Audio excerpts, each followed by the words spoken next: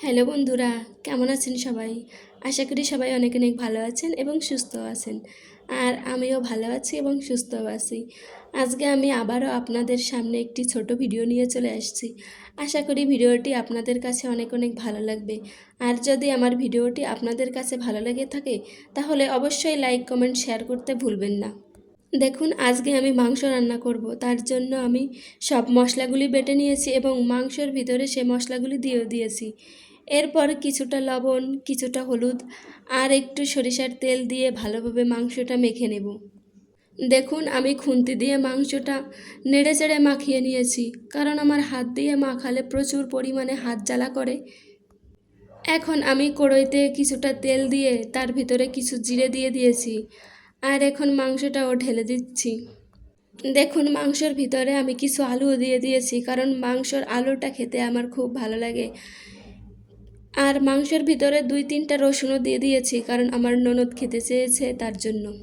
আর এই মাংসটা কিছু সময়ের জন্য ঢেকে দেব, যাতে মাংসটা একটু হালকা সিদ্ধ হয়। কিছু সময়ের জন্য ঢেকে দেওয়ার পরে আমি এখন গামলাটা উঠিয়ে নিচ্ছি, কারণ গামলাটা উঠানোর পরে মাংসটা একটু নেড়েচেড়ে দিতে হবে, যাতে কড়াইতে লেগে না যায়।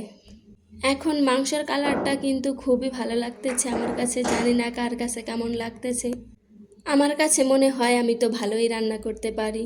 জানি হয়তো অনেকের কাছে মনে হতে পারে যে আমি রান্না করতে পারি না, সে আপনারা মনে করতেই পারেন যে আমি রান্না করতে পারি না। তবে আমি মোটামুটি ভালোই রান্না করি, একেবারেই যে খারাপ তা না। এই মাংসগুলোকে এখন আমি ভালো করে কষে নেব। আর এই মাংসগুলো কষানো হয়ে গেলে এর ভিতরে গরম জল দিয়ে দেব। কার কার কষা মাংস খেতে ভালো লাগে অবশ্যই কমেন্টস করে জানাবেন। আমার তো ঝোলের মাংসর থেকে কষা মাংস অনেকটাই ভালো লাগে। দেখুন, আমি আগে থেকেই রাইস কুকারে গরম জল করে নিয়েছিলাম।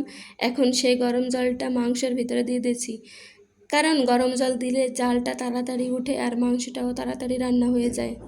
দেখুন বন্ধুরা, মাংসের কালারটা কেমন হয়েছে? আমার কাছে তো মনে হচ্ছে ভালোই লাগতেছে কালারটা। এখন মাংসটা কিছু সময়ের জন্য জাল করে নেব, আর যখন মাংসটা প্রায় হয়ে আসবে তখন গরম মশলা দিয়ে নামিয়ে নেব। দেখুন, এই পাশে আমি বাটা গরম মশলায় সামান্য একটু মাংসের ঝোল দিয়ে গুলিয়ে নিচ্ছি, যাতে মাংসের ভিতরে দিলে দলা হয়ে না থাকে। আর এই গরম মশলাটা দেওয়ার পরেই মাংসটা নামিয়ে নিতে হবে, তাহলেই সম্পূর্ণ মাংস রান্না হয়ে যাবে। দেখুন, আমার মাংসটা রান্না হয়ে গেছে এবং আমি নামিয়েও নিয়েছি, কারণ আমার কাছে তো অন্য ক্যামেরাম্যান নেই, তার কারণে আমি সম্পূর্ণ ভিডিওটি দেখাতে পারিনি। একার হাতে যতটুকু পেরেছি ততটুকুই আপনাদেরকে দেখালাম। তো কেমন হয়েছে আমার মাংস রান্না অবশ্যই কমেন্টস করে জানাবেন। আর ভালো লাগলে লাইক, কমেন্ট, শেয়ার করতে ভুলবেন না কিন্তু। টাটা।